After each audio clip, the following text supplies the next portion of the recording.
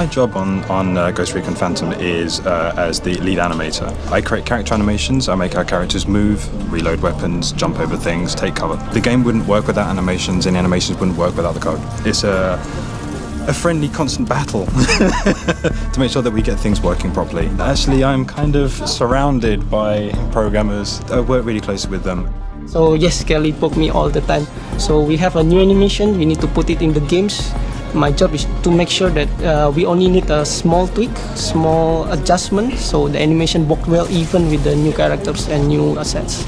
I tend to do most of my research online, just looking at videos to look at actions. It's quite difficult to get your hands on an SA-80 assault rifle here in Singapore. However, what is good is be able to act out the motion yourself, because then you realise if the animation you're doing is believable or not, or natural. I do tend to make a bit of a fool of myself inside the office, yeah, kind of prancing around and doing actions. I think the guys around here have kind of got used to me. So you can see him like taking a fake gun and actually posing and testing out some of the moves.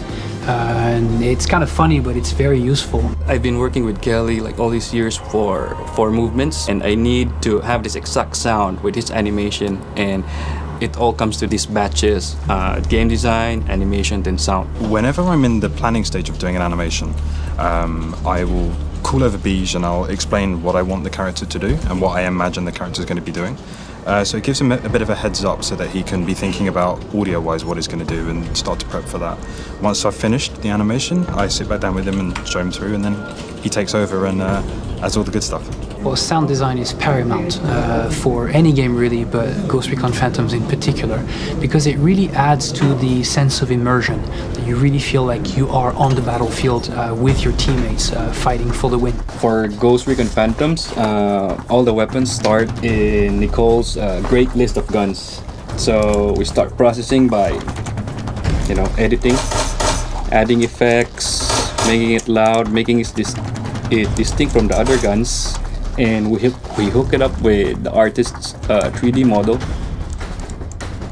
and animation for the reloads, and that's it. There's naturally an immense amount of creativity on Ghost Recon Phantoms. Everybody can contribute to ideas and feedback.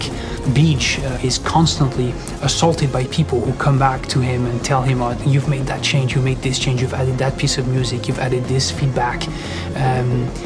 Because we can and because we care. What I want to do is I always want to please the players. The sound that I really like is the sound of the AK-12. I've been able to create a mark, something that is me, but it's not.